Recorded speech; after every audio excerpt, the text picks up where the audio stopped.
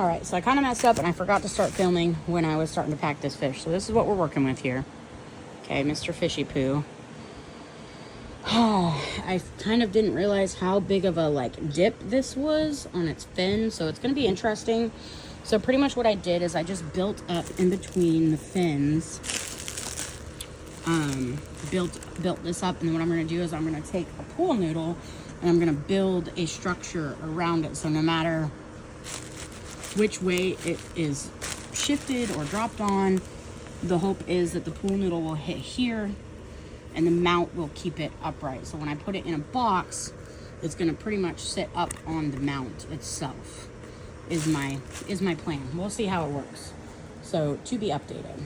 Okay, so here I built up like essentially a little pillow for this fin to sit on.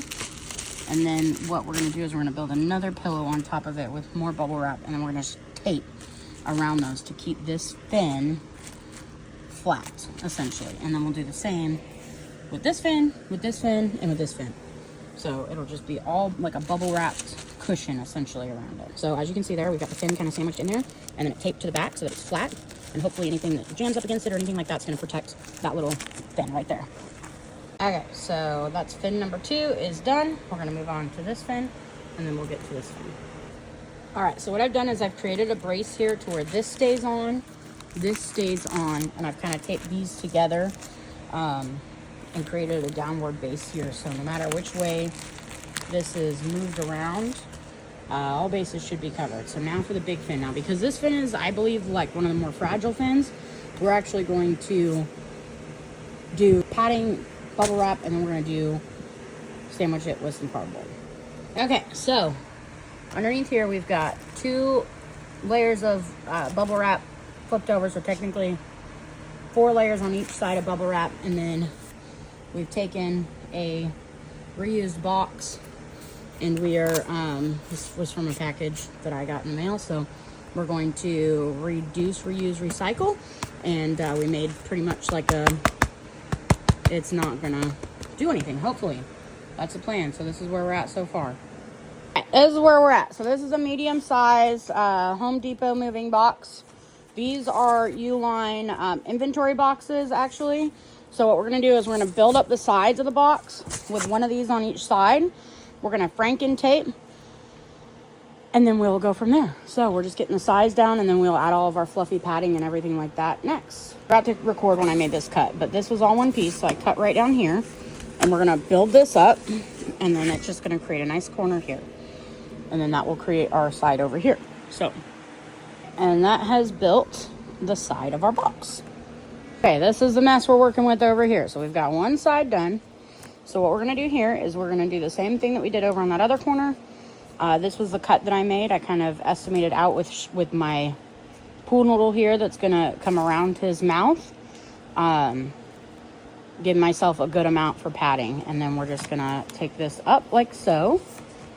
And I scored right down through here. So this is gonna come up like this, and then that's gonna come around and create a box, an edge for this side, and then we'll build it up with our other boxes, our sturdy boxes from there. Next, we've got our Uline box here, and we have cut off just one end of it so that this can create our firm side, that can create our other side, and then that long piece is going to come up and create the right size that we need over there.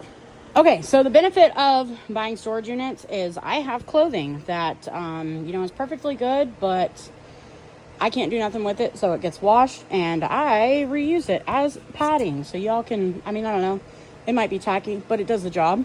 And maybe this person is this exact same size, so they get a couple free shirts with their package. I don't know, but we are on to pool noodle time. So we're gonna have pool noodle here to protect his mouth from squishing up against anything. And then we're gonna add padding here, and we're almost done.